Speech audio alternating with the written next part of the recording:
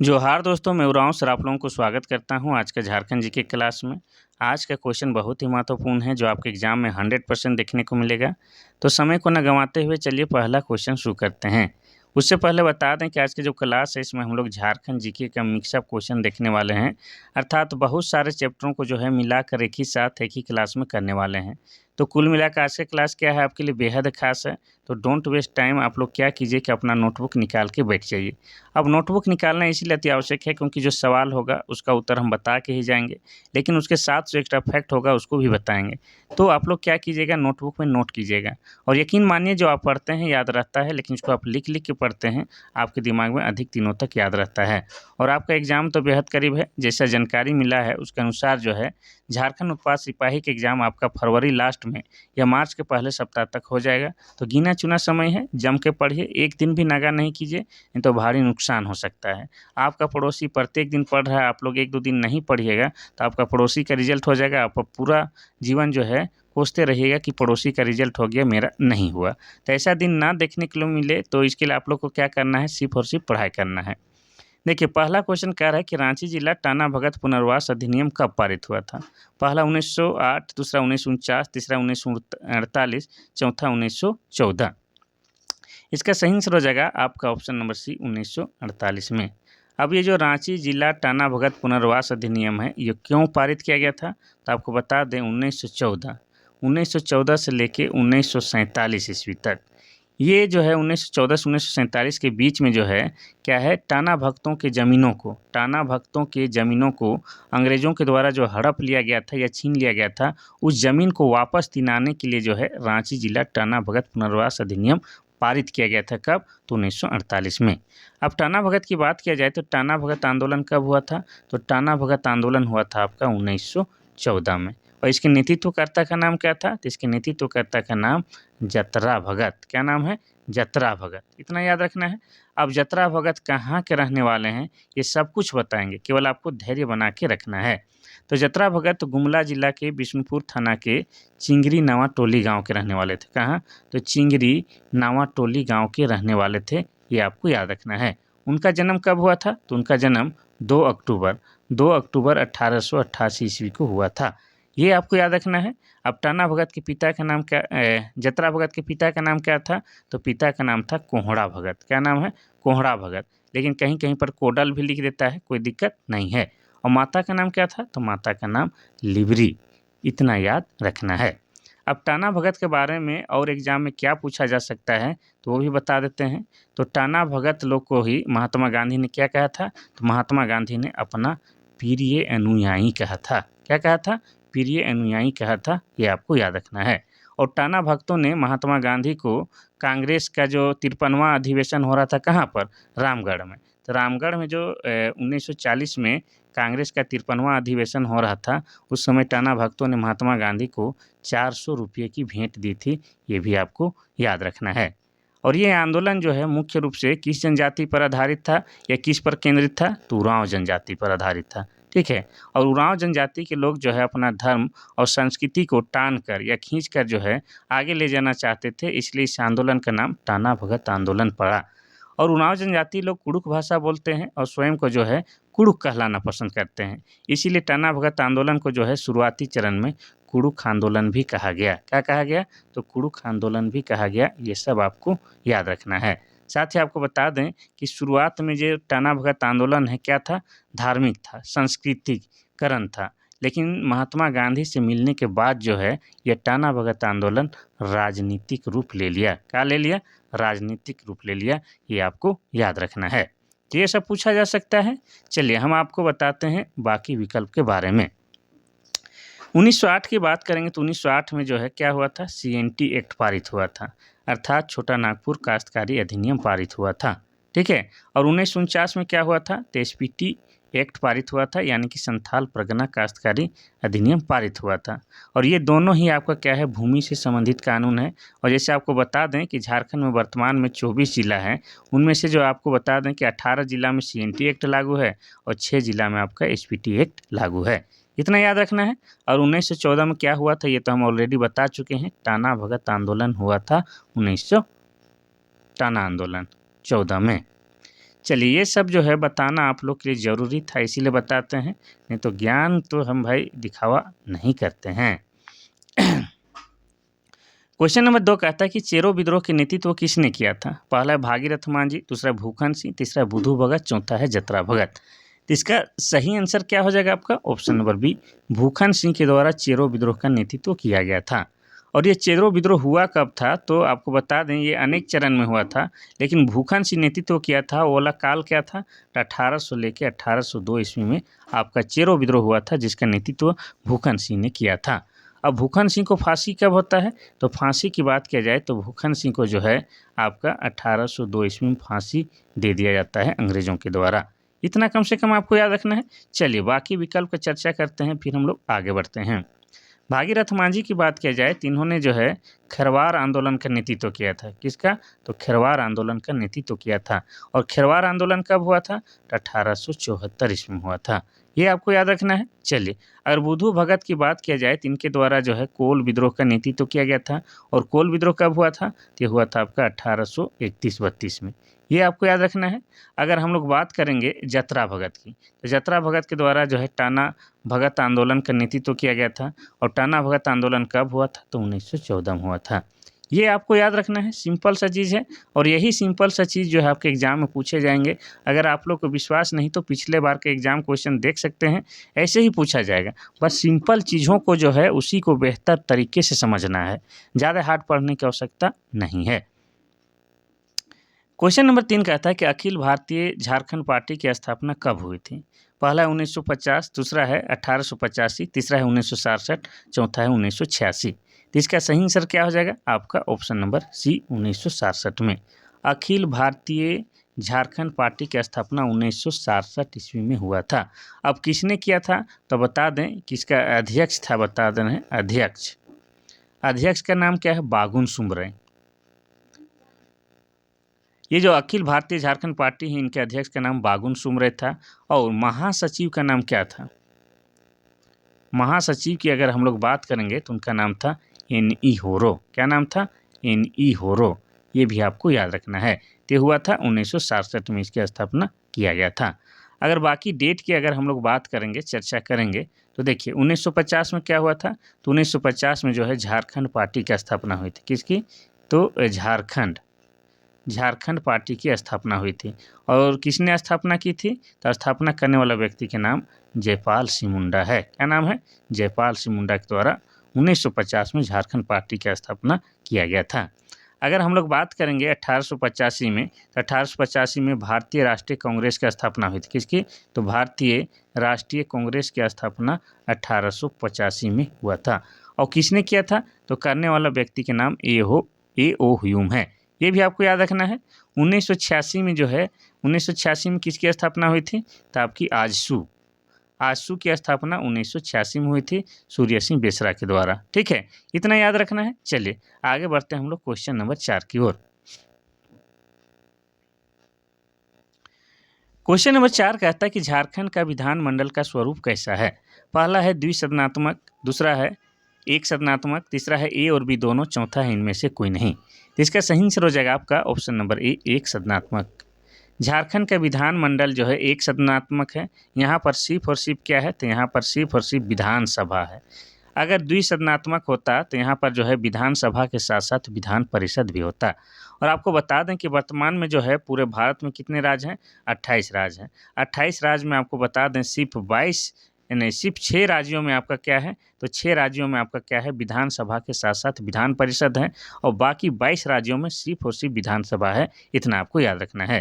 तो झारखंड का विधानमंडल एक सदनात्मक है, सिर्फ और सिर्फ यहाँ पर विधानसभा है। इतना आपको याद रखना है।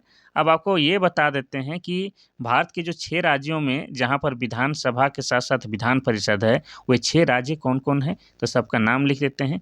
एक हो जाएगा आपका तेलंगाना। क्या हो जाएगा? तेलंगाना। दूसरा क्या हो जाएगा? तो दूसरा हो जाएगा आपका उत्तर प्रदेश। लिख देते हैं, आप लोग भी लिखिए। तीसरा क्या हो जाएगा? तो तीसरा हो जाएगा आपका बिहार। चौथा क्या हो जाएगा? तो चौथा हो जाएगा आपका महाराष्ट्र। और 2 छूट गया तो दोनों को लिख देते हैं। महाराष्ट्र के बाद 5वां लिख लेते हैं। तो 5वां हो जाएगा आपका कर्नाटक। और छठा हो जाएगा आपका आंध्र प्रदेश। तो ये 6 राज्यों में आपका क्या है, विधानसभा के साथ साथ विधान परिषद है। इतना आपको याद रखना है। लेकिन झारखंड में सिर्फ और सिर्फ विधानसभा है। चलिए आगे बढ़ते हैं हम लोग क्वेश्चन नंबर 5 की ओर। क्वेश्चन नंबर 5 कहता है कि राज्य सरकार का संवैधानिक प्रधान कौन होता है। पहला है मुख्यमंत्री, दूसरा है विधानसभा अध्यक्ष, तीसरा है मुख्य न्यायाधीश, चौथा है राज्यपाल। तो इसका सही आंसर हो जाएगा आपका ऑप्शन नंबर डी, राज्यपाल। अगर राज्य की बात करेंगे, किसी भी राज्य की बात करेंगे, तो राज्य का जो संवैधानिक प्रधान होता है वो कौन होता है, तो संवैधानिक प्रधान राज्यपाल होता है। और अगर पूछ दिया जाता है कि वास्तविक प्रधान कौन होता है सर, तो वास्तविक प्रधान में आपका हो जाता है मुख्यमंत्री साहब। ठीक है, मुख्यमंत्री साहब क्या होते हैं, वास्तविक प्रधान होते हैं, जबकि संवैधानिक प्रधान आपके राज्यपाल होते हैं। ठीक है, इतना आपको याद रखना है। अब राज्यपाल का जिक्र हुआ है तो आपको बता दें कि आपसे ये भी पूछा जा सकता है कि झारखंड के प्रथम राज्यपाल कौन हैं। तो झारखंड के प्रथम राज्यपाल का नाम क्या है, प्रभात कुमार। क्या नाम है, प्रभात कुमार। और झारखंड के वर्तमान राज्यपाल कौन है, तो झारखंड के वर्तमान राज्यपाल का नाम संतोष कुमार गंगवार है। क्या नाम है, संतोष कुमार गंगवार। इतना आपको याद रखना है। अगर आपसे पूछ दिया जाए कि झारखंड के प्रथम महिला और आदिवासी राज्यपाल कौन है, तो हो जाएगा आपका द्रौपदी मुर्मू। कौन हो जाएगा, तो द्रौपदी मुर्मू। ये भी आपको याद रखना है। ठीक है, चलिए तो हो जाएगा आपका संवैधानिक प्रधान राज्यपाल होता है। अगर बात किया जाए मुख्यमंत्री की, तो झारखंड में वर्तमान मुख्यमंत्री कौन है, तो आपके हेमंत सोरेन है। कौन है, हेमंत सोरेन। और हेमंत सोरेन किस राजनीतिक पार्टी से हैं, तो ये आपके जेएमएम से हैं, यानी कि झारखंड मुक्ति मोर्चा से हैं। ठीक है, अगर विधानसभा अध्यक्ष की बात किया जाए, तो झारखंड विधानसभा अध्यक्ष का नाम क्या है, तो उनका नाम रविंद्रनाथ महतो है। क्या नाम है, रविंद्रनाथ महतो। और ये जो है आपके जेएमएम से विधायक हैं, यानी कि झारखंड मुक्ति मोर्चा से हैं। और ये नाला विधानसभा क्षेत्र के अंतर्गत आते हैं, नाला विधानसभा क्षेत्र से आते हैं। और नाला विधानसभा आपका जामताड़ा जिला के अंतर्गत आता है। ये आपको याद रखना है। चलिए, मुख्य न्यायाधीश के नाम आप लोग बताइएगा। ठीक है, मुख्य न्यायाधीश जो है ये बने हैं यही साल 9 जनवरी 2026 को जो है झारखंड के नया मुख्य न्यायाधीश का नियुक्ति हुआ है। तो उनका नाम आप लोग कमेंट करके बता दीजिएगा। ठीक है, कुछ कुछ काम आप लोग को भी करना पड़ेगा, पढ़ रहे हैं तभी तो दिमाग एक्टिव रहेगा। क्वेश्चन नंबर 6 कहता है कि झारखंड में टूसू पर्व कब मनाया जाता है। पहला है सावन की पूर्णिमा, दूसरा है चैत्र मास में, तीसरा है भादो एकादशी, चौथा है मकर संक्रांति। तो इसका सही आंसर हो जाएगा आपका option number D, Makar Sankranti में। इसीलिए जो है टूसू पर्व को क्या कहा जाता है, तो टूसू पर्व को मकर पर्व के नाम से भी जाना जाता है। और यह जो है एक टूसू नामक कन्या, ठीक है, टूसू नामक कन्या की याद में मनाई जाती है। और टूसू नामक कन्या जो है कुर्मी समुदाय से थी। किस समुदाय से, कुर्मी समुदाय से। इसीलिए जो है टूसू पर्व जो है कुर्मी समुदाय में बहुत ही धूमधाम से मनाया जाता है, लगभग 1 सप्ताह तक मनाया जाता है। अगर झारखंड की बात करेंगे, तो झारखंड का जो पंच परगनिया क्षेत्र है, ठीक है, पंच परगनिया क्षेत्र जहाँ पर जो है कुर्मियों की जनसंख्या ज़्यादा है, तो उस क्षेत्र में जो है क्या है, टूसू पर्व जो है धूमधाम से मनाया जाता है। जैसे बुंडू, तमाड़, राहे, सोनाहातू, सीली, ये सब क्या है आपका कुर्मी बहुल इलाका है। इस क्षेत्र में जो है टूसू पर्व काफ़ी धूमधाम से मनाया जाता है।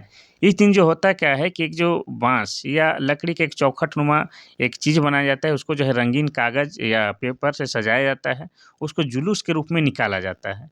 अब शाम के समय, शाम होते ही उसको क्या है, किसी जलाशय में नदी, झरना, तालाब कहीं पर जो है उसको विसर्जन कर दिया जाता है। यही क्या है आपका टूसू पर्व है, जो कि टूसू नामक एक कन्या के याद में मनाया जाता है।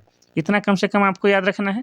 चलिए, बाकी ऑप्शन की बात करेंगे, तो सावन के पूर्णिमा में कौन सा त्यौहार मनाया जाता है, तो रक्षाबंधन। सदानों में जो रक्षाबंधन मनाया जाता है वो कब मनाया जाता है, सावन की पूर्णिमा को मनाया जाता है। और रक्षाबंधन जो है आपका क्या है, भाई और बहन का पवित्र प्रेम का त्यौहार है। ये आपको याद रखना है। चैत्र माह के शुक्ल पक्ष के तृतीय को कौन सा त्यौहार मनाया जाता है, तो आपका सरहुल मनाया जाता है। और सरहुल जो है झारखंड के जनजातियों का सबसे बड़ा त्यौहार है। इसमें जो है आपका साल वृक्ष की पूजा की जाती है। किसकी, साल, हाँ वही साल जिसको हम लोग गांव घर में सखुआ भी बोलते हैं। और यह क्या है, यह झारखंड का राजकीय वृक्ष भी है। इतना याद रखना है। अब भादो एकादशी में कौन सा त्यौहार मनाया जाता है, तो इसमें करम यानी कि कर्मा त्यौहार मनाया जाता है। और कर्मा जो है झारखंड का जनजातियों का सरहुल के बाद दूसरा प्रमुख त्यौहार है। और कर्मा में जो है करम नामक वृक्ष की डाली की पूजा की जाती है, ये भी आपको याद रखना है। और ये भी जो है आपका भाई और बहन का पवित्र प्रेम वाला त्योहार है, इसीलिए जो है कर्मा की तुलना आपका रक्षाबंधन से भी किया जाता है। इतना याद रखना है। चलिए आगे बढ़ते हैं हम लोग क्वेश्चन नंबर 7 की ओर। क्वेश्चन नंबर 7 कहता है कि निम्न में से कौन सा पर्व होली का झारखंडी रूप है?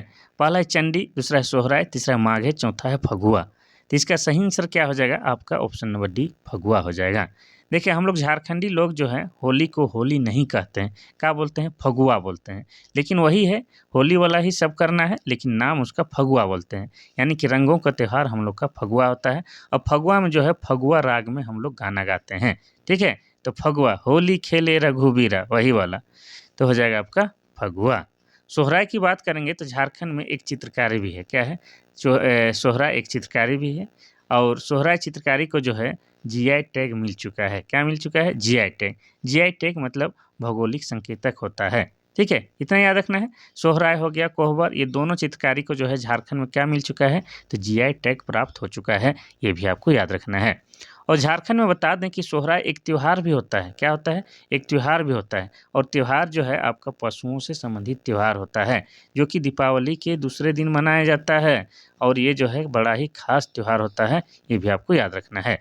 चलिए आगे बढ़ते हैं हम लोग क्वेश्चन नंबर 8 की ओर। क्वेश्चन नंबर 8 कहता है कि हेरो और नोमनामा लोकगीत का संबंध किस जनजाति से है? पहला है उरांव, दूसरा है हो, तीसरा है संथाल, चौथा है मुंडा। तो इसका सही आंसर क्या हो जाएगा? तो इसका सही आंसर हो जाएगा आपका ऑप्शन नंबर बी, हो जनजाति से। देखिए हो जनजाति में जो है ये गीत जो गाया जाता है हैरो और नोमनामा, ये किस किस अवसर पर गाया जाता है वो भी आपको बता देते हैं। तो ये जो है आपका हैरो गीत जो है धान बुनाई के समय गाया जाता है। कब? तो धान बुनाई के समय गाया जाने वाला गीत आपका क्या है? हैरो है।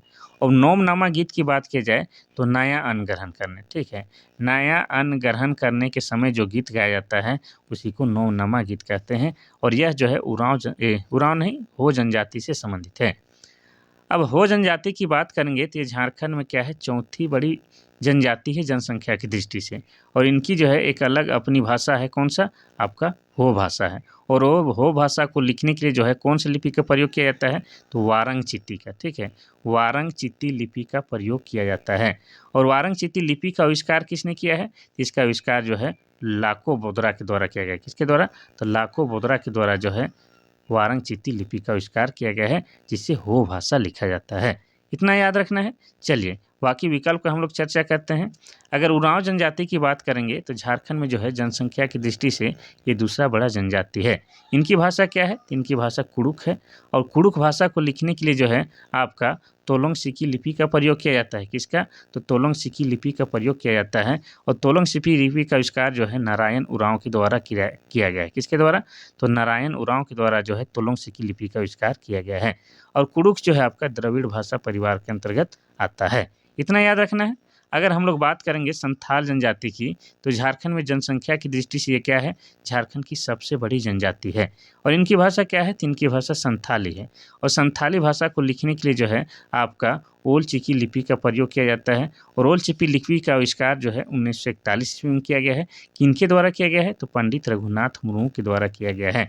ये आपको याद रखना है। अगर मुंडा की बात करेंगे तो मुंडा क्या है? झारखंड की जो है तीसरी बड़ी जनजाति है। क्या है? तीसरी बड़ी जनजाति है।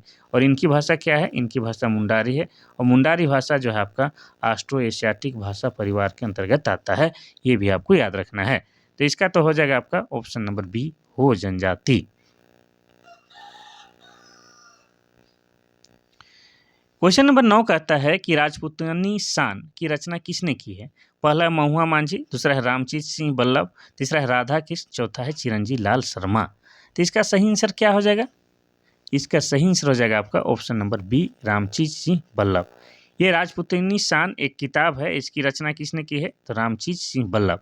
अब इसकी रचना कब की है या प्रकाशन कब हुआ था? तो आपको बता दें इसकी प्रकाशन 1906 ईस्वी में किया गया था। इतना आपको याद रखना है।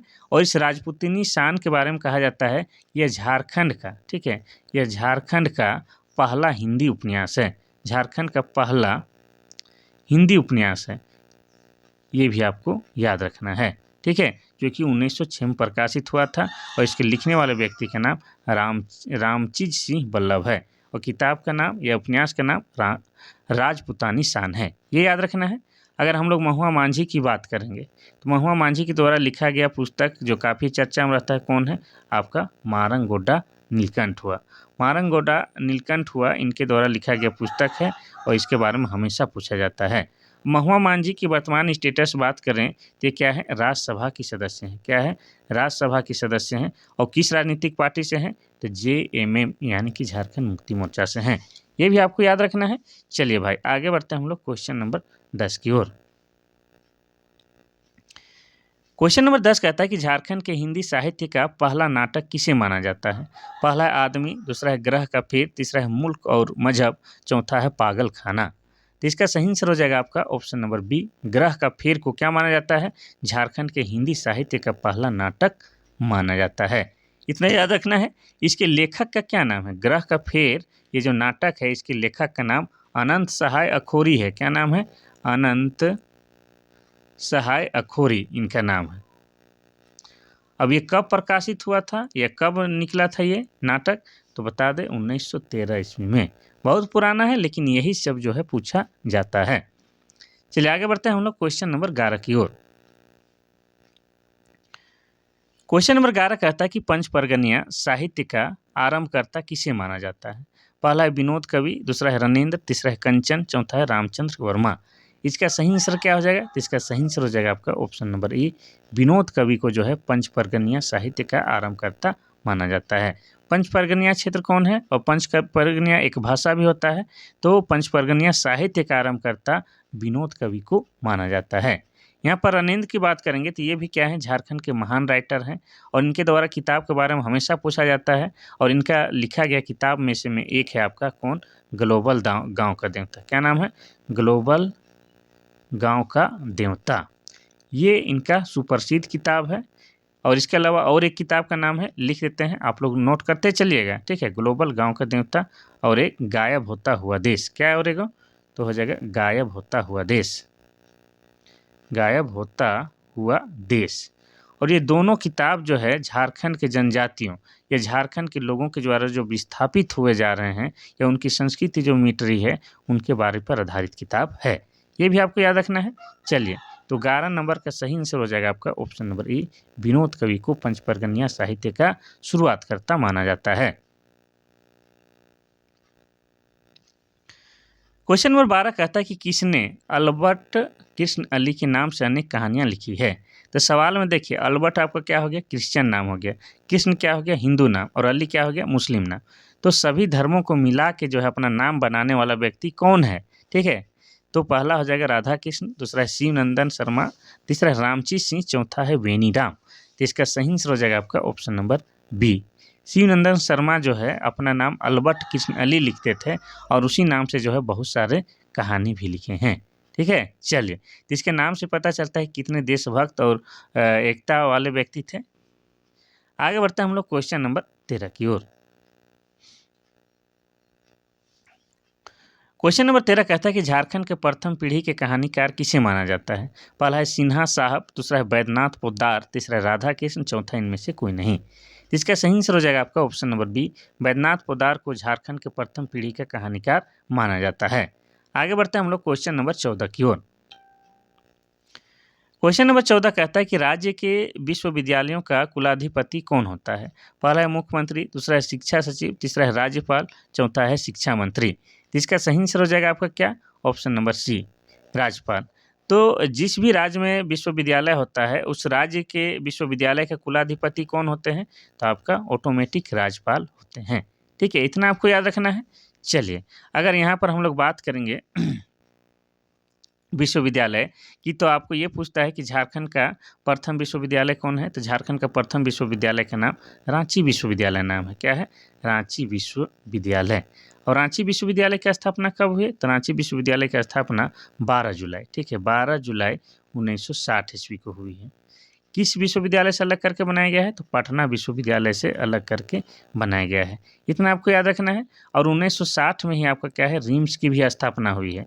रिम्स यानी कि Rajendra institute of medical science, जो कि झारखंड का सबसे बड़ा सरकारी अस्पताल है, जो कि रांची बरियातू में स्थित है। ये आपको याद रखना है। अगर विश्वविद्यालय की बात आया ही है तो और आपको बता दें कि रांची झारखंड में एकमात्र कृषि विश्वविद्यालय है और उसका नाम क्या है, बिरसा कृषि विश्वविद्यालय। और ये कहाँ है, रांची के कांके शहर में स्थित है। और उसकी स्थापना कब हुई है, तो 1980 में हुई है। लेकिन कहीं पर 81 भी लिख देता है, इससे आपको घबराना नहीं है।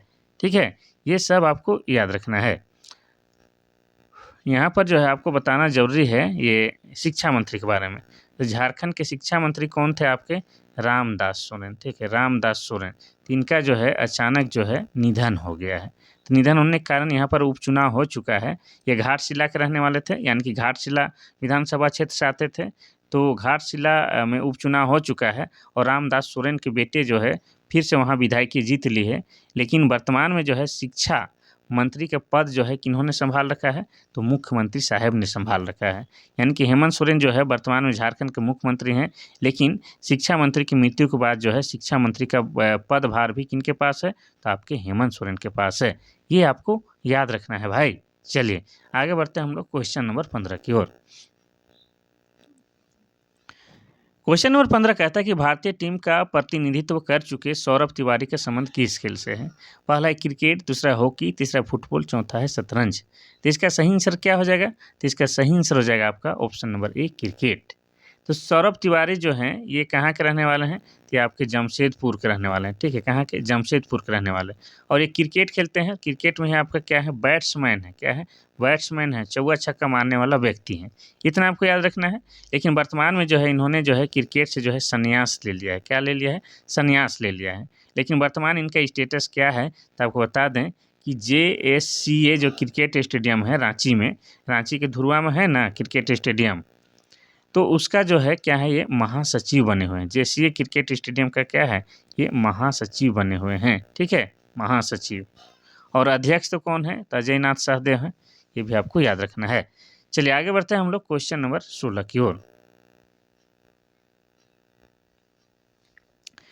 क्वेश्चन नंबर 16 कहता है कि मुंडारी खूट कट्टी प्रथा को कानूनी मान्यता कब मिली। पहला है 1900 ईस्वी, दूसरा है 1901, दूसरा है 1902, तीसरा है 1903। तो इसका सही आंसर हो जाएगा आपका ऑप्शन नंबर डी, 1903 में जो है मुंडारी खूटकट्टी प्रथा को कानूनी मान्यता प्राप्त किया गया है। 1900 की बात किया जाए तो ये तारीख आपको याद आ रहा है कि हाँ, 9 जून 1900 ईस्वी को जो है बिरसा मुंडा की मृत्यु रांची सेंट्रल जेल में हुई है। और मृत्यु का कारण क्या बताया गया था, तो मृत्यु का कारण हैजा बताया गया था। ये आपको याद रखना है। ठीक है, 1901 कुछ हुआ था, याद नहीं आ रहा था, छोड़िए।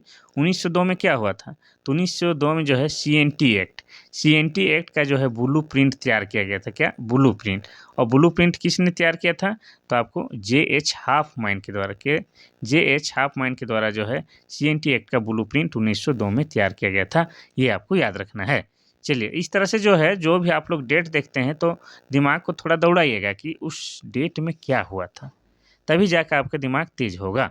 ठीक है, चलिए क्वेश्चन नंबर 17 कहता है कि किस सर्वे के अंतर्गत प्रत्येक बस्ती को नंबर दिया गया था जो आज भी थाना नंबर कहलाता है। तो आप लोग का जो खतियान होगा, आप लोग का जो घर जमीन जो है, जमीन का जो मेन कागज होता है खतियान में देखिएगा तो क्या लिखल रहता है, थाना नंबर जरूर लिखल रहता है। ठीक है, तो थाना नंबर जो है वो कब से दिया गया है, तो उसी के बारे में बोल रहा है। तो आपको बता दें, पहला ऑप्शन है कैथेस्ट्रल सर्वे, दूसरा है थाक वस्त सर्वे, तीसरा है A और B दोनों, और चौथा रेवेन्यू सर्वे। तो इसका सही आंसर हो जाएगा आपका क्या, ऑप्शन नंबर डी, रेवेन्यू सर्वे। तो रेवेन्यू सर्वे जो किया गया था उसी समय जो बस्ती का नंबर दिया गया था उसी को आजकल क्या है, थाना नंबर के नाम से हम लोग जानते हैं। इतना आपको याद रखना है। तो ये रेवेन्यू सर्वे हुआ था उस समय से ही दिया गया है जो आपका आजकल थाना नंबर होता है। क्वेश्चन नंबर 18 की बात करेंगे तो कहता है कि चांडिल डैम किस नदी पर है। पहला है सोन नदी, दूसरा है उत्तरी कोयल, तीसरा है दामोदर, चौथा है स्वर्णरेखा। तो इसका सही आंसर हो जाएगा आपका option number D, Swarnarekha. Swarnarekha plus Kharkai भी दे सकता है तो ये भी आपका सही हो जाएगा। लेकिन जो है स्वर्णरेखा ज़्यादा देता है तो स्वर्णरेखा आप लोग मार सकते हैं। ठीक है, तो चलिए पहले चांडिल डैम की बात करेंगे तो यह क्या है, एक पर्यटक स्थल है। ठीक है, एक पर्यटक स्थल है, बड़ा ही मनोरम दृश्य है। यहाँ पर हम अपना शॉर्ट वीडियो में डाले भी हैं। ठीक है, नौकायान करते हुए। यहाँ पर जो है नौकायान का भी व्यवस्था किया गया है, तो बड़ा ही सुखद एहसास होता है, मौसम भी खुशनुमा रहता है। तो आप लोग जो है चांडिल डैम एक बार ज़रूर घूम के आइए, बहुत बेहतरीन जगह है। अब चांडिल डैम की बात करेंगे तो ये किस जिला के अंतर्गत आता है, तो ये आपका सरायकेला जिला के अंतर्गत आता है। और सरायकेला जिला कब बना है, तो ये आपका 2001 ईस्वी में बना है। और सरायकेला सरायकेला जिला जो है आपका खरकई नदी के किनारे स्थित है। कहाँ है, खरकई नदी के किनारे स्थित है। और सरायकेला को जो है हम लोग झारखंड में छऊ नृत्य के उद्गम स्थल के लिए भी जानते हैं। कितना याद रखना है। चलिए अब बाकी नदी के बारे में जो है हम लोग विस्तार से देखते हैं। तो शुरुआत हम लोग करते हैं स्वर्णरेखा नदी के बारे में। तो स्वर्णरेखा नदी का उद्गम स्थल कहाँ है, नगड़ी गांव है। नगड़ी, रांची की नगड़ी गांव से स्वर्णरेखा नदी का उद्गम स्थल होता है। और जिस जगह से निकलता है उस जगह को हम लोग क्या बोलते हैं, रानी चुआ। चुआ मतलब कुआं का छोटा रूप। और ये झारखंड का एकमात्र नदी है जो स्वतंत्र रूप से जाके क्या है, बंगाल की खाड़ी में गिरती है। एकमात्र नदी है जो स्वतंत्र रूप से बंगाल की खाड़ी में गिरता है। इस स्वर्णरेखा नदी पर क्या क्या स्थित है यही बता दें। तो स्वर्णरेखा नदी पर आपका क्या है, हुंडरू जलप्रपात है। और हुंडरू जलप्रपात के बारे में आपको बता दें कि लोध जलप्रपात के बाद यह दूसरा बड़ा जलप्रपात है झारखंड का, जो कि रांची जिला के अंतर्गत है। इसके अलावा आपको बता दें इसमें जो आपका पालना डैम है, जो कि सरायकेला जिला के अंतर्गत आता है। इसके अलावा चांडिल डैम हम बताए। इसके अलावा बता दें कि जमशेदपुर शहर भी जो है आपका स्वर्णरेखा नदी के किनारे ही स्थित है। इतना याद रखना है। चलिए, और स्वर्णरेखा नदी का सहायक नदी कौन कौन है, तो इसका सहायक नदी संजय है। क्या है, संजय नदी है, खरकई नदी है, हरमू नदी है। ये सब क्या है, स्वर्णरेखा का सहायक नदी है। बाकी नदी की बात करेंगे तो सोन नदी का उद्गम स्थल कहाँ से होता है, एमपी से। एमपी बोले तो मध्य प्रदेश से। मध्य प्रदेश के अमरकंटक की पहाड़ी से जो है सोन नदी का उद्गम स्थल होता है। और झारखंड में जो है सोन नदी का प्रवेश जो है आपका कौन जिला, गढ़वा जिला से। ठीक है, गढ़वा जिला से होकर जो है यह झारखंड में प्रवेश करता है। कौन, आपका सोन नदी। और सोन नदी की ही सहायक नदी कौन है, तो सोन नदी की सहायक नदी उत्तरी कोयल नदी है। ये भी आपको याद रखना है। चलिए, अगर उत्तरी कोयल नदी की बात करेंगे तो इसका उद्गम स्थल कहाँ है, तो इसका उद्गम स्थल रांची का पिस्का गाँव है। रांची के पिस्का गाँव से उत्तरी कोयल नदी का उद्गम स्थल होता है। अब उत्तरी कोयल नदी की सहायक नदी कौन कौन है, तो एक हो जाएगा आपका औरंगा नदी, दूसरा हो जाएगा आपका अमानत नदी, और तीसरा कौन हो जाएगा, तो तीसरा आपका बूढ़ा नदी। और ये वही बूढ़ा नदी है जिस पर जो है आपका लोध जलप्रपात है, जो कि झारखंड का सबसे ऊंचा जलप्रपात है। और ये किस जिला में है, तो लातेहार जिला में। अब लोध जलप्रपात को जो है बूढ़ा घाघ भी कहा जाता है। कारण क्या है कि यह बूढ़ा नदी पर है, और ये बूढ़ा नदी आपका उत्तरी कोयल की सहायक नदी है। और एक नदी है, देख ही लेते हैं। तो हम लोग बात करेंगे दामोदर नदी। इसका उद्गम स्थल कहाँ है, टोरी है। और टोरी कहाँ पर है, तो टोरी आपका लातेहार में है। और लातेहार जिला कब बना है, तो 4 अप्रैल 2001 ईस्वी को। अब दामोदर नदी को क्या क्या कहा जाता है, तो दामोदर नदी को जो है देव नदी के नाम से भी जाना जाता है। साथ ही यह क्या है कि झारखंड का जो है सबसे प्रदूषित नदी है। साथ ही यह क्या है, तो झारखंड का सबसे लंबी नदी है। अब झारखंड की सबसे लंबी नदी कह रहे हैं, तो झारखंड में इसका प्रवाह क्षेत्र कितना है, तो 290 किलोमीटर का प्रवाह क्षेत्र है। साथ ही इसे क्या कहा जाता है, तो बंगाल का शोक कहा जाता है। अब बंगाल का शोक क्यों कहा जाता है, क्योंकि इसमें जो है अत्यधिक बाढ़ आता है, जिससे काफ़ी जानमाल की क्षति होती है। इसी कारण इसे बंगाल का शोक कहा जाता है। अब इसकी कुल लंबाई कितनी है, तो कुल लंबाई हो जाएगा 592 किलोमीटर। ये भी याद रखना है। चलिए, बहुत बता दिया नदी के बारे में ताकि आपको अलग से पढ़ना ना पड़े। क्वेश्चन नंबर 19 कहता है कि झारखंड में सबसे कम तापमान कहाँ पाया जाता है। पहला है जमशेदपुर, दूसरा रांची, तीसरा नेत्रहाट, चौथा है जामताड़ा। तो इसका सही आंसर हो जाएगा आपका ऑप्शन नंबर सी, नेत्रहाट में। यानी ये कहना चाह रहा है कि नेत्रहाट में जो है सबसे कम, मतलब नेत्रहाट में सबसे अधिक ठंड होती है। ठीक है, इतना याद रखना है। अब नेत्रहाट के बारे में जो है थोड़ा सा बताना ही होगा। तो नेत्रहाट जो है इसे क्या कहते हैं, पहाड़ों की मल्लिका। क्या कहा जाता है, पहाड़ों की मल्लिका कहा जाता है, और पहाड़ों की रानी भी कहा जाता है। यहाँ पर जो है आपका क्या है, मंगोलिया पॉइंट है। क्या है, मंगोलिया पॉइंट है। और आपको बता दें कि नेत्रहाट जो है एक पर्यटक स्थल है। क्या है, पर्यटक स्थल। यहाँ पर लोग जो है सनराइज सनसेट अर्थात सूर्योदय और सूर्यास्त देखने जाते हैं।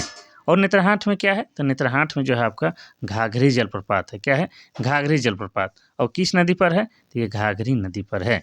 इसके अलावा आपको बता दें कि नेतरहाट में जो है विश्व प्रसिद्ध स्कूल कौन है, नेतरहाट स्कूल है, ये भी आपको याद रखना है।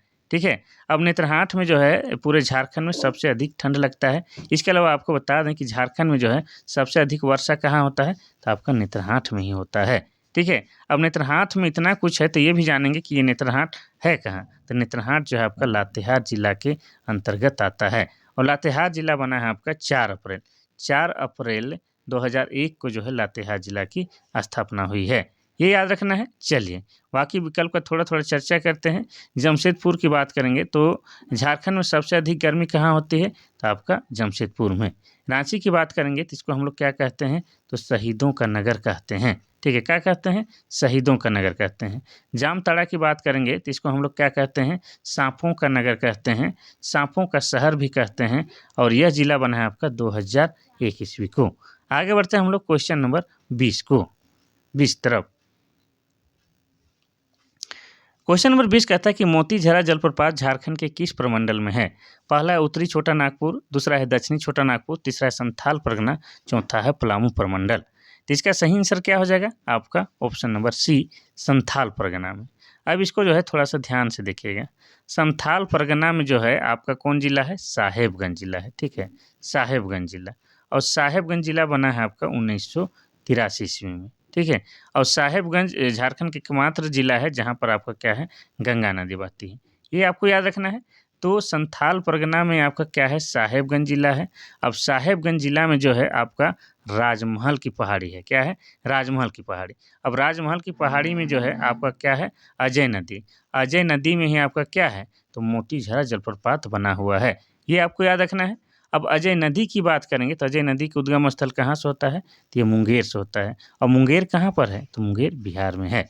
इतना याद रखना है कि संथाल परगना में आपका क्या है, साहेबगंज जिला है। साहेबगंज जिला में आपका राजमहल की पहाड़ी है, राजमहल की पहाड़ी में जो है आपका मोतीझरा जलप्रपात है और किस नदी पर है, तो अजय नदी पर है। और अजय नदी का उद्गम स्थल मुंगेर है और मुंगेर कहाँ है, तो बिहार में है। इस तरह से आपको याद रखना है। चलिए तो आपको बता देते हैं थोड़ा सा प्रमंडल के बारे में भी। तो झारखंड जब बना था अर्थात 15 नवंबर को, 15 नवंबर 2000 ईस्वी को जब झारखंड एक नए राज्य के रूप में अस्तित्व में आता है, उस समय झारखंड में कितने प्रमंडल थे, तो 4 प्रमंडल थे। लेकिन वर्तमान में जो है झारखंड में 5 प्रमंडल है। तो नया प्रमंडल कौन बना, तो नया प्रमंडल का नाम कोल्हान प्रमंडल है। और कोल्हान प्रमंडल जो है आपका 2003 में बना है। और किस प्रमंडल से अलग करके बनाया गया है, तो दक्षिणी छोटा नागपुर प्रमंडल से अलग करके बनाया गया है। तो इस तरह से हम लोग देखते हैं कि वर्तमान में जो है झारखंड में 5 प्रमंडल है और पाँचों प्रमंडल का नाम और मुख्यालय क्या है, तो उत्तरी छोटा नागपुर प्रमंडल का मुख्यालय आपका हो जाएगा हजारीबाग, क्या हो जाएगा, हजारीबाग। ठीक है, और दक्षिणी छोटा नागपुर प्रमंडल का मुख्यालय आपका हो जाएगा क्या, तो रांची हो जाएगा। संथाल परगना का मुख्यालय आपका क्या हो जाएगा, दुमका हो जाएगा। और पलामू प्रमंडल का मुख्यालय आपका मेदिनीनगर हो जाएगा, क्या हो जाएगा, मेदिनीनगर हो जाएगा। और एक प्रमंडल छूट गया, कौन सा छूट गया है, तो आपका कोल्हान प्रमंडल। तो कोल्हान प्रमंडल का मुख्यालय चाईबासा हो जाएगा। चलिए आगे बढ़ते हैं हम लोग क्वेश्चन नंबर 21 की ओर। क्वेश्चन नंबर 21 कहता है कि रजरप्पा जलप्रपात झारखंड के किस जिले में स्थित है। पहला है लातेहार, दूसरा है रांची, तीसरा है खूंटी, चौथा है रामगढ़। तो इसका सही आंसर हो जाएगा आपका ऑप्शन नंबर डी, रामगढ़ जिला में है। ठीक है, रामगढ़ जिला में रजरप्पा जलप्रपात रामगढ़ जिला में है। और किस नदी के किनारे है, तो आपको बता दें दामोदर, दामोदर प्लस भैरवी नदी के संगम में है। और इस भैरवी नदी को ही जो है क्या कहा जाता है, भेड़ा नदी भी कहा जाता है। तो ये रजरप्पा जलप्रपात दामोदर और भैरवी नदी के संगम में है और कहाँ है, तो रामगढ़ जिला में है। ठीक है, इतना आपको याद रखना है। अब ये रामगढ़ की बात आया है तो रामगढ़ जिला कब बना है, तो रामगढ़ जिला बना है आपका 12 सितंबर 2007 ईस्वी को। और रामगढ़ जो है क्षेत्रफल की दृष्टि से जो है झारखंड का सबसे छोटा जिला है, इतना याद रखना है। अब ये रजरप्पा जलप्रपात है, ये रजरप्पा जलप्रपात, इसी के बगल में जो है आपका क्या है, रजरप्पा मंदिर है। और रजरप्पा मंदिर को जो है माँ छिन्नमस्तिका मंदिर कहा जाता है। क्या कहा जाता है, माँ छिन्नमस्तिका मंदिर कहा जाता है। और यहाँ पर जो है माँ काली का सिर कटा हुआ मूर्ति स्थापित है। और यह जो है आपका तंत्र विद्या के लिए उचित जगह है, साधना स्थल भी कहा जाता है। और यहाँ पर जो है बकरे की बलि दी जाती है, ये भी आपको याद रखना है। ठीक है, ये सब जो है आपका रजरप्पा मंदिर, रजरप्पा जलप्रपात दोनों एक ही जगह है और दोनों ही क्या है, दामोदर और भैरवी नदी के संगम में है। चलिए अगर हम लोग बात करते हैं लातेहार जिला की। तो यहाँ कौन सा जलप्रपात है? आपका लोध जलप्रपात। और इसी का दूसरा नाम क्या है? बूढ़ाघा, जो कि झारखंड का सबसे ऊंचा जलप्रपात है। रांची में बात करेंगे तो रांची में आपका क्या है? तो रांची में हुंडरू जलप्रपात है आपका स्वर्णरेखा नदी पर। दसम जलप्रपात है आपका कांची नदी पर। इसके अलावा जोन्हा जलप्रपात है आपका राढ़ू नदी पर। ये सब आपको याद रखना है। चलिए आगे बढ़ते हैं हम लोग क्वेश्चन नंबर 22 की ओर। क्वेश्चन नंबर 22 कहता है कि टिस्को कंपनी को लौह अयस्क की आपूर्ति किस खान से होती है? पहला है नोवा मुंडी, दूसरा है जामदा, तीसरा है चाकुलिया, चौथा है मेगा हाथू बुरु। इसका सही आंसर क्या हो जाएगा? आपका ऑप्शन नंबर ई, नोवा मुंडी से जो है टिस्को कंपनी को लौह अयस्क की आपूर्ति होती है। और ये नोवा मुंडी कहाँ है? तो आपका पश्चिमी सिंहभूम में है। कहाँ है? पश्चिमी सिंहभूम। और पश्चिमी सिंहभूम जिला बना है आपका 1990 में। क्लियर है? कोई दिक्कत नहीं है। अब टिस्को कंपनी की थोड़ा सा बात कर लेते हैं। तो टिस्को कंपनी की स्थापना 1907 ईस्वी में हुआ है। कहाँ पर हुआ है? तो जमशेदपुर में किया गया है। और किनके द्वारा किया गया है? तो जमशेदजी नसरुआन जी टाटा के द्वारा किया गया है। और जमशेदपुर में आपको बता दें, जमशेदपुर के साक्षी नामक स्थान पर किया गया है। ठीक है, क्योंकि ये जमशेदजी नसरुआन जी टाटा ने इसकी स्थापना की है, तो आज जो है उस जगह को क्या कहा जाता है? तो जमशेदपुर या टाटा नगर के नाम से जाना जाता है। और आपको बता दें, यह जो आपका स्वर्ण रेखा, ठीक है, स्वर्ण रेखा प्लस खरकई नदी के किनारे स्थित है। ये भी आपको याद रखना है। जिसकी स्थापना 1907 में हुआ था और यहाँ पर जो है उत्पादन 1911 से शुरू हो गया था। चलिए आगे बढ़ते हैं हम लोग क्वेश्चन नंबर 23 की ओर। क्वेश्चन नंबर 23 कहता है कि राजमहल ट्रैप झारखंड के किस भाग में स्थित है? पहला है उत्तरी पश्चिम, दूसरा है उत्तरी भाग, तीसरा है दक्षिणी पूर्वी, चौथा है उत्तर पूर्वी। तो इसका सही आंसर हो जाएगा आपका ऑप्शन नंबर डी, उत्तर पूर्वी में। राजमहल ट्रैप जो है आपका उत्तर पूर्वी भाग में है। राजमहल ट्रैप की बात किया जाए या राजमहल पहाड़ी की बात किया जाए तो ये जो है आपका साहेबगंज जिला के अंतर्गत आता है। ठीक है, साहेबगंज जिला के अंतर्गत। और साहेबगंज जिला जो है बना है 1983 में। और झारखंड का एकमात्र जिला साहेबगंज, जहाँ पर आपका क्या है? गंगा नदी बहता है।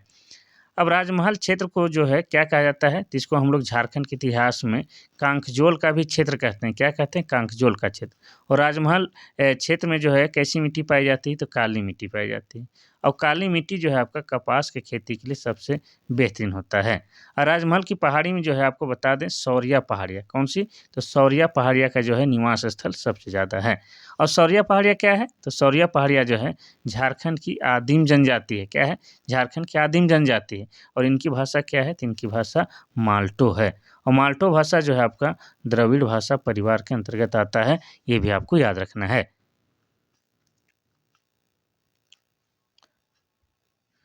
क्वेश्चन नंबर 24 कहता है कि जोन्हा जलप्रपात किस जिले में स्थित है? पहला रांची, दूसरा है लातेहार, तीसरा गुमला, चौथा है रामगढ़। तो इसका सही आंसर हो जाएगा आपका ऑप्शन नंबर ए, रांची जिला में है। जोन्हा जलप्रपात रांची जिला में है। और किस नदी पर है? तो ये आपका राढ़ू नदी पर है। अब इसको जो है गौतम धारा भी बोलते हैं। क्या बोलते हैं? गौतम धारा। अब गौतम धारा क्यों बोलते हैं? तो इसके पीछे एक रीजन है। ऐसी मान्यता है कि गौतम बुद्ध कभी जो है जोन्हा जलप्रपात के आए थे, ठहरे थे, स्नान किए थे, इसीलिए जो है जोन्हा जलप्रपात को ही गौतम धारा जलप्रपात भी कहा जाता है। और ये राढ़ू नदी पर है और रांची जिला के अंतर्गत आता है। ठीक है, चलिए अगर बात करेंगे लातेहार में, तो आप सभी जानते हैं यहाँ पर लोध जलप्रपात है बूढ़ा नदी पर, जो कि झारखंड का सबसे ऊंचा जलप्रपात है। गुमला जिला में आपका क्या है? नागफेनी जलप्रपात है। क्या है? नागफेनी। नागफेनी जलप्रपात है। रामगढ़ में आपका क्या है? तो रजरप्पा जलप्रपात है। क्या है? रजरप्पा जलप्रपात है। आगे बढ़ते हैं हम लोग क्वेश्चन नंबर 25 की ओर। क्वेश्चन नंबर 25 कहता है कि दसम जलप्रपात किस नदी पर है? पहला है स्वर्णरेखा, दूसरा है शंख नदी, तीसरा है दक्षिण कोयल, चौथा है कांची नदी। तो इसका सही आंसर हो जाएगा आपका ऑप्शन नंबर डी, कांची नदी पर है। और ये किस जिला में है? तो आपका रांची जिला में है। आपको बता दें, रांची टू टाटा, ठीक है, रांची टू टाटा अगर आप लोग आते हैं तो रांची से जो है आपका कम से कम 40 से 45 किलोमीटर की दूरी में जो है क्या है? आपका ये दसम जलप्रपात है। इतना आपको याद रखना है। ठीक है, तैमारा घाटी से थोड़ा सा घुसना पड़ता है दसम जलप्रपात। तो ये आपका रांची से 40-45 किलोमीटर की दूरी में रांची टाटा वाला रास्ता में है। इतना याद रखना है। कांची नदी में है। चलिए बाकी नदी के बारे में तो बता ही चुके हैं, इसके बारे में छूट गया बता दें। शंख नदी का उद्गम स्थल कहाँ है? तो ये चैनपुर से निकलता है। चैनपुर कहाँ पर है? तो चैनपुर गुमला जिला में है। गुमला जिला कब बना है? तो 1983 में बना है। अब शंख नदी के बारे में ही कहा जाता था कि यहाँ पर जो है हीरा प्राप्त किए जाते थे। क्या? हीरा प्राप्त किए जाते थे। दक्षिण कोयल की बात करेंगे तो इसका भी उद्गम स्थल कहाँ है? आपका रांची का नगरी गाँव है। जहाँ से जो है स्वर्ण रेखा नदी का उद्गम स्थल होता है, उसी गाँव से जो है दक्षिण कोयल नदी का भी उद्गम स्थल होता है। आगे बढ़ते हैं हम लोग क्वेश्चन नंबर 26 की ओर। क्वेश्चन नंबर 26 कहता है कि झारखंड के किस शहर को भारत का पीटर्सबर्ग कहा जाता है? पहला रांची, दूसरा बोकारो, तीसरा धनबाद, चौथा है जमशेदपुर। तो इसका सही आंसर हो जाएगा आपका क्या? ऑप्शन नंबर डी, जमशेदपुर को। जमशेदपुर को क्या कहा जाता है? तो भारत का पीटर्सबर्ग कहा जाता है। ऐसा क्यों कहा जाता है? तो आप को बता दें कि अमेरिका में एक जगह है पीटर्सबर्ग, वहाँ पर जो है क्या है, लो इस्पात स्टील का उत्पादन किया जाता है। और आप सभी जानते हैं कि झारखंड में भी इस्पात कंपनी है और इस्पात का उत्पादन किया जाता है, स्टील का उत्पादन किया जाता है। तो इसीलिए जो है जमशेदपुर शहर को जो है भारत का पीटर्सबर्ग कहा जाता है, क्योंकि अमेरिका में जो है पीटर्सबर्ग नामक स्थान है, वहाँ पर जो है स्टील बहुत ज़्यादा पैमाने पे उत्पादन होता है। इतना याद रखना है। अब जमशेदपुर को और क्या-क्या कहा जाता है? तो इसको जो है झारखंड का औद्योगिक राजधानी कहा जाता है। क्या कहा है? झारखंड का औद्योगिक राजधानी। साथ ही झारखंड का खेल राजधानी भी कहा जाता है और यह जो है आपका पूर्वी सिंहभूम जिला के अंतर्गत आता है और पूर्वी सिंहभूम जिला बना है 1990 में। इतना याद रखना है, कोई दिक्कत नहीं। बाकी विकल्प की अगर हम लोग बात करते हैं थोड़ा-थोड़ा, तो रांची को क्या कहा जाता है? तो झरनों का शहर। क्या कहा जाता है? झरनों का शहर कहा जाता है और इसे शहीदों का नगर कहा जाता है। साथ ही इसे झारखंड का शिमला भी कहा जाता है। ये याद रखना है, कोई दिक्कत वाली बात नहीं है। बोकारो को क्या कहा जाता है? तो बोकारो को जो है स्टील सिटी कहा जाता है। अब स्टील सिटी क्यों कहा जाता है? तो बता दें कि बोकारो में ही आपका क्या है, बोकारो इस्पात संयंत्र की स्थापना किया गया है। अब धनबाद को क्या कहा जाता है? तो धनबाद को कहा जाता है कोयला नगरी। क्या कहा जाता है? कोयला नगरी। यह झारखंड भारत का कोयला की राजधानी भी कहा जाता है और धनबाद जिला बना है 1956 में। बोकारो जिला बना है 1991 में। रांची जिला बना है 1899 में। आगे बढ़ते हैं हम लोग क्वेश्चन नंबर 27 की ओर। क्वेश्चन नंबर 27 कहता है कि भारत के किस व्यक्ति ने एचएससी कारखाना को आधुनिक उद्योग का मंदिर कहा है? पहला है अबुल कलाम आजाद, दूसरा है महात्मा गांधी, तीसरा है डॉक्टर राजेंद्र प्रसाद, चौथा है जवाहरलाल नेहरू। तो इसका सही आंसर क्या हो जाएगा? इसका सही आंसर हो जाएगा आपका option number D, Pandit Jawaharlal Nehru के द्वारा जो है एचएससी कारखाना को आधुनिक उद्योग का मंदिर कहा गया है। और पंडित जवाहरलाल नेहरू क्या है? ये भारत के प्रथम प्राइम मिनिस्टर हैं। क्या है? भारत के प्रथम प्रधानमंत्री हैं और इनके जन्मदिन पर ही क्या है, आपका बाल दिवस मनाया जाता है, क्योंकि बच्चे जो है बच्चे जो है जवाहरलाल नेहरू को काफ़ी पसंद करते थे और उन्हें चाचा-चाचा कहते थे और चाचा नेहरू को भी जो है बच्चे बहुत पसंद थे। इसीलिए जो है 14 नवंबर को जो है प्रत्येक साल जो है चाचा नेहरू के जन्मदिन जो है बाल दिवस मनाया जाता है। क्या मनाया जाता है? बाल दिवस मनाया जाता है। ये भी आपको याद रखना है। अगर हम लोग एचईसी कारखाना की बात करें, तो एचईसी कारखाना कहाँ है? आपका रांची शहर में है। रांची में भी कहाँ? तो रांची के हटिया शहर में है और इसकी स्थापना कब हुई है? तो 1958 ईस्वी में हुई है और इसी एचईसी कारखाना को ही क्या कहा जाता है? तो कारखानों का कारखाना कहा जाता है और इसका पूरा नाम क्या हो जाता है? तो इसका पूरा नाम हेवी इंजीनियरिंग कारपोरेशन होता है। ये भी आपको याद रखना है, ठीक है। अगर बाकी विकल्प की थोड़ा-सा और चर्चा कर ही दिया जाए तो क्या है? अबुल कलाम आज़ाद क्या है? भारत के प्रथम शिक्षा मंत्री हैं। क्या है? भारत के प्रथम शिक्षा मंत्री हैं। इतना याद रखना है। महात्मा गांधी को राष्ट्रपिता कहते हैं। क्या बोलते हैं हम लोग? राष्ट्रपिता कहते हैं, ठीक है। और इनका जन्म कब हुआ है? तो 2 अक्टूबर 1869 को गुजरात के पोरबंदर नामक स्थान में हुआ है और मृत्यु 1948 में। डॉक्टर राजेंद्र प्रसाद कौन है? तो भारत के प्रथम राष्ट्रपति। इतना याद रखना है। क्वेश्चन नंबर 28 कहता है कि भूकंप की तीव्रता को किस पैमाने से मापा जाता है? पहला है रिएक्टर, दूसरा है पायरोमीटर, तीसरा है हाइग्रोमीटर, चौथा है अल्टीमीटर। तो इसका सही आंसर क्या हो जाएगा? आपका ऑप्शन नंबर ए, रिएक्टर पैमाने से। इसके अलावा और किससे नापा जाता है? तो सिस्मोग्राफ से भी, ठीक है। सिस्मोग्राफ से भी क्या नापा जाता है? तो भूकंप की तीव्रता और रिएक्टर पैमाने से भी मापा जाता है। इतना याद रखना है। पायरोमीटर से क्या मापा जाता है? तो पायरोमीटर से जो है आपका उच्च तापमान को मापा जाता है। ये साइंस का क्वेश्चन है लेकिन इतना तो आपको आना ही चाहिए। हाइग्रोमीटर से क्या नापा जाता है? तो आपका आर्द्रता नापा जाता है और आर्द्रता किसे कहते हैं? हवा में जो जल का मात्रा को पता चलता है उसी को हम लोग नमी या आर्द्रता कहते हैं। और आर्द्रता को किससे नापा जाता है? तो हाइग्रोमीटर से। अल्टीमीटर से क्या नापा जाता है? तो हवाई जहाज की जो है ऊंचाई को मापा जाता है आपका अल्टीमीटर से। ये भी आपको याद रखना है। आगे बढ़ते हैं हम लोग क्वेश्चन नंबर 29 की ओर। क्वेश्चन नंबर 29 कहता है कि किस तीव्रता का भूकंप झारखंड में अत्यंत विनाशकारी साबित हो सकता है? पहला है 7, दूसरा है 6, तीसरा है 5, चौथा है 4। तो जैसे आपको बताया कि भूकंप का तीव्रता जो है किससे नापा जाता है? तो रिएक्टर से। रिएक्टर कैसे लिखते हैं? रिक्टर। रिएक्टर स्केल से नापा जाता है आपका भूकंप का तीव्रता। तो उसमें अगर आपको 7 बताता है तो क्या है? ये काफ़ी विनाशकारी साबित होता है। वैसे आपको बता दें कि पृथ्वी पर जो है हज़ारों हज़ार की संख्या में क्या आता है? भूकंप आता है।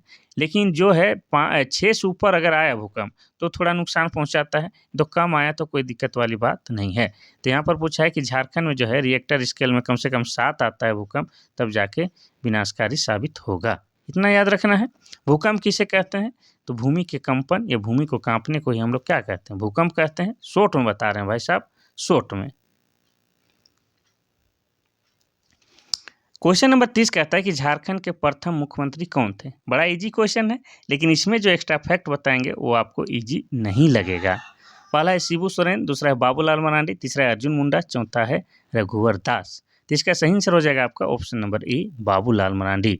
बाबूलाल मरांडी झारखंड के प्रथम मुख्यमंत्री हैं और इन्होंने जो है झारखंड को 2000 ईस्वी से लेकर 2003 ईस्वी तक, अर्थात 3 सालों तक जो है झारखंड को सीएम के रूप में सेवा की है। और ये किस राजनीतिक पार्टी से थे? तो ये बीजेपी से थे, यानी कि भारतीय जनता पार्टी से थे। इतना याद रखना है। बीच में जो है इन्होंने जो है क्या किया कि JVM यानी कि झारखंड विकास मोर्चा नामक एक अलग राजनीतिक पार्टी की स्थापना करती है। बाद में ये जो JVM है आपका क्या है? बीजेपी में विलय हो जाता है। कहाँ? बीजेपी में, यानी कि भारतीय जनता पार्टी में विलय हो जाता है। और बाबूलाल मरांडी का वर्तमान स्टेटस क्या है? तो ये जो है बीजेपी के नेता हैं। क्या है? बीजेपी के नेता हैं। और आपको बता दें कि राजधनवार, ठीक है, राजधनवार विधानसभा क्षेत्र से आते हैं। और ये राजधनवार कहाँ है? किस जिला के अंतर्गत आता है? तो ये आपका गिरिडीह जिला के अंतर्गत आता है। और गिरिडीह जिला कब बना है? तो बना है आपका 4 दिसंबर 1972 ईस्वी को। ये आपको याद रखना है। चलिए बाकी विकल्प का भी चर्चा कर ही लेते हैं। शिबू सोरेन का जो है वर्तमान में ही निधन हुआ है, तो इनसे संबंधित क्वेश्चन पूछेगा तो डिटेल में बताते हैं। तो शिबू सोरेन जो है झारखंड के 3 बार सीएम रह चुके हैं। क्या है? 3 बार सीएम रह चुके हैं। और ये किस राजनीतिक पार्टी से हैं? तो जेएमएम से हैं, यानी कि झारखंड मुक्ति मोर्चा से हैं। अब शिबू सोरेन के बारे में डिटेल में बताते हैं। तो शिबू सोरेन को जो है लोग प्यार से गुरुजी पुकारते हैं। क्या? गुरुजी। साथ ही इन्हें जो है दिसोम गुरु भी बोला जाता है। क्या बोला जाता है? दिसोम गुरु भी बोला जाता है। इनको जो है कल परसों 26 जनवरी दिन जो है कौन सा पुरस्कार से सम्मानित किया गया है? तो पद्म भूषण, ठीक है, पद्म भूषण पुरस्कार से सम्मानित किया गया है, जो कि भारत सरकार का तीसरा सबसे बड़ा पुरस्कार होता है। ये भी आपको याद रखना है। ठीक है, भारत रत्न, पद्म विभूषण, पद्म भूषण ये तीसरा स्थान पर होता है और चौथा पद्मश्री होता है। ये याद रखना है। अब हम लोग जानेंगे कि शिबू सोरेन का जन्म कब और कहाँ हुआ है। तो इनका जन्म 11 जनवरी, कितना? 11 जनवरी 1944 का इनका जन्म हुआ है। कहाँ पर हुआ है? तो रामगढ़ जिला में हुआ है। और रामगढ़ जिला में जो आपको बता दें कि नेमरा गांव में हुआ है। ठीक है, और इनका बचपन का नाम क्या है? शिवचरण मांझी। क्या नाम है? शिवचरण मांझी इनका बचपन का नाम है। इतना याद रखना है। इनकी मृत्यु कब हुई है? तो इनकी मृत्यु हुई है 4 अगस्त। ठीक है, 4 अगस्त 2025 को जो है इनकी मृत्यु दिल्ली में हो गई है। अब दिल्ली में क्यों हुई है? तो आपको बता दें कि ये लंबे समय से बीमार थे, इनको लेके जाया गया था हॉस्पिटल, वहीं इनकी मृत्यु हो गई है। अब इनके द्वारा जो है 1970 में जो है सोनोत संथाल समाज की स्थापना की गई थी। और 1973 में जो है आपका विनोद बिहारी महतो के साथ मिलके 4 फरवरी 1973 को जो है जेएमएम की स्थापना की गई थी। किसकी? जेएमएम की। जेएमएम बोले तो झारखंड मुक्ति मोर्चा की। और वर्तमान में झारखंड में जो है जेएमएम की ही सरकार है, ये भी आपको याद रखना है। अगर अर्जुन मुंडा की बात की जाए तो ये क्या है? झारखंड के दूसरे नंबर के मुख्यमंत्री हैं। पहले नंबर के आपके कौन है? बाबूलाल मरांडी। और दूसरी बार में जो सीएम बनते हैं वो क्या है? आपके अर्जुन मुंडा। और ये किस राजनीतिक पार्टी से हैं? तो बीजेपी, यानी कि भारतीय जनता पार्टी से हैं। अगर रघुवर दास की बात की जाए तो ये इनके नाम एक रिकॉर्ड है। पहले तो ये क्या है, तो झारखंड के पूर्व सीएम है। क्या है, झारखंड के पूर्व सीएम है। और ये झारखंड के प्रथम गैर आदिवासी मुख्यमंत्री हैं। क्या है, झारखंड के प्रथम गैर आदिवासी मुख्यमंत्री हैं। गैर आदिवासी कहने का मतलब झारखंड में अब तक जितने लोगों ने शासन किया है वो सभी के सभी आदिवासी थे, लेकिन एकमात्र जो है आपके रघुवर दास हैं ये आदिवासी नहीं है, अर्थात गैर आदिवासी हैं। इतना आपको याद रखना है। और ये भी जो है आपकी बीजेपी यानी कि भारतीय जनता पार्टी से हैं। कुछ दिन पहले इन्हें जो है उड़ीसा का राज्यपाल भी बनाया गया था, लेकिन वे जो हैं वहाँ से इस्तीफा देकर वापस झारखंड में आ गए हैं और राजनीति में जो है सक्रिय हो गए हैं और ये बीजेपी से हैं। इतना आपको याद रखना है। चलिए, कोई दिक्कत वाली बात तो नहीं है। क्वेश्चन नंबर 31 कहता है कि झारखंड के प्रथम निर्दलीय मुख्यमंत्री कौन थे?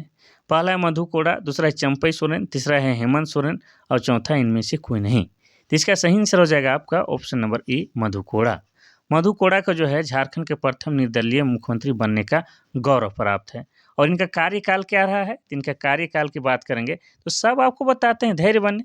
इनका कार्यकाल 2006 से लेके जो है 2008 ईस्वी तक, यानी कि जो है ये 2 सालों तक क्या है, झारखंड के सीएम रहे हैं और निर्दलीय मुख्यमंत्री रहे हैं। इतना याद रखना है। अब ये जो है वर्तमान में इनका स्टेटस क्या है, तो ये जो है आपका बीजेपी के नेता हैं, यानी कि भारतीय जनता पार्टी के नेता हैं। कौन? आपके मधु कोड़ा।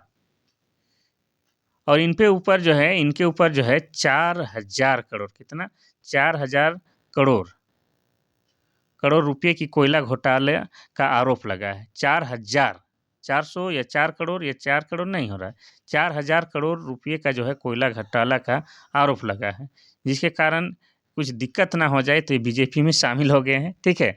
अब चंपई सोरेन की बात की जाए तो चंपई सोरेन जो है क्या है कि ये पहले जेएमएम के नेता थे, जेएमएम यानी कि झारखंड मुक्ति मोर्चा के। और जिस समय हेमंत सोरेन जो है सीएम रहते हुए, ठीक है, हेमंत सोरेन सीएम रहते हुए कहाँ चले गए थे, जेल चले गए थे, क्योंकि उनके ऊपर जो है भूमि से ज़मीन से संबंधित कुछ कानूनी कार्रवाई चल रहा था, तो ये जेल चले गए थे। तो इनके जेल जाने के बाद जो है कौन सीएम बने थे झारखंड में, तो चंपई सोरेन बने थे। लेकिन जो है बाद में जो है ये जेएमएम से जो है अपना त्याग पत्र दे दिया है और वर्तमान में क्या है, बीजेपी में चले गए हैं। यानी कि वर्तमान में चंपई सोरेन का स्टेटस क्या है, तो ये बीजेपी के नेता हैं, दल बदल चुके हैं। कौन? आपके चंपई सोरेन जी। क्वेश्चन नंबर ने ऑप्शन नंबर 3 कहता है हेमंत सोरेन क्या है, झारखंड के वर्तमान सीएम। क्या है, झारखंड के वर्तमान सीएम है।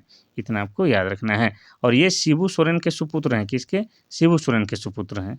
और इनकी पत्नी कौन है? इनकी पत्नी का नाम क्या नाम है, क्या नाम है, कल्पना सोरेन।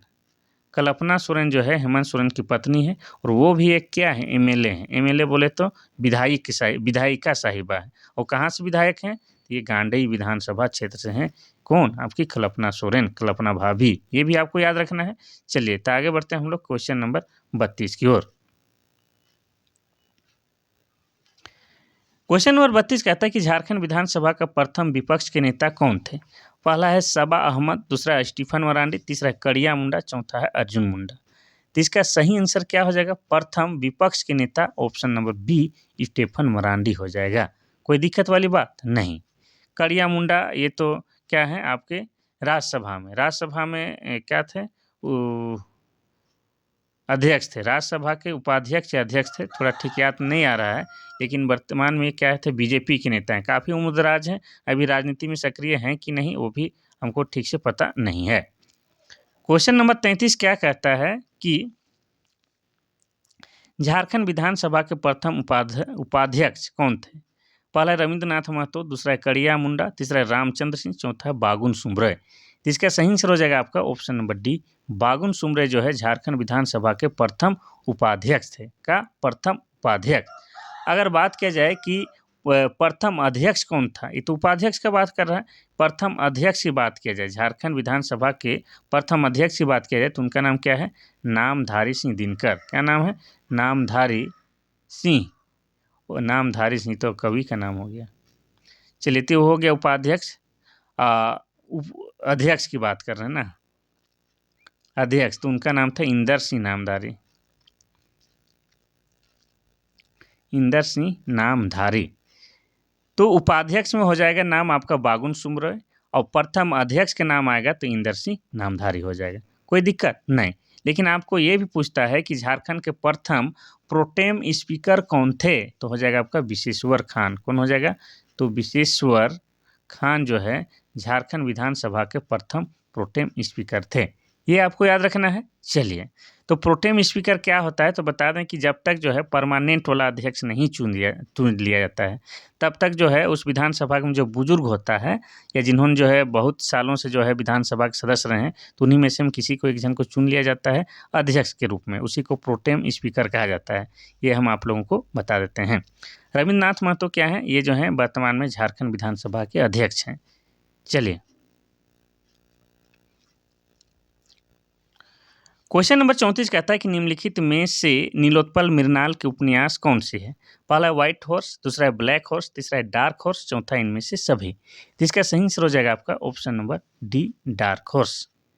नीलोत्पल मृणाल झारखंड के काफ़ी जाना पहचाना लेखक हैं और इनका किताब का नाम या उपन्यास का नाम क्या है, डार्क हॉर्स है। और डार्क हॉर्स को जो है 2016 में, कब, 2016 में जो है क्या मिला है, युवा हिंदी साहित्य अकादमी पुरस्कार से सम्मानित किया गया है। कौन सा, तो युवा हिंदी साहित्य अकादमी पुरस्कार से सम्मानित किया गया है, कब, तो 2016 में। चलिए आगे बढ़ते हैं हम लोग क्वेश्चन नंबर 35 की ओर।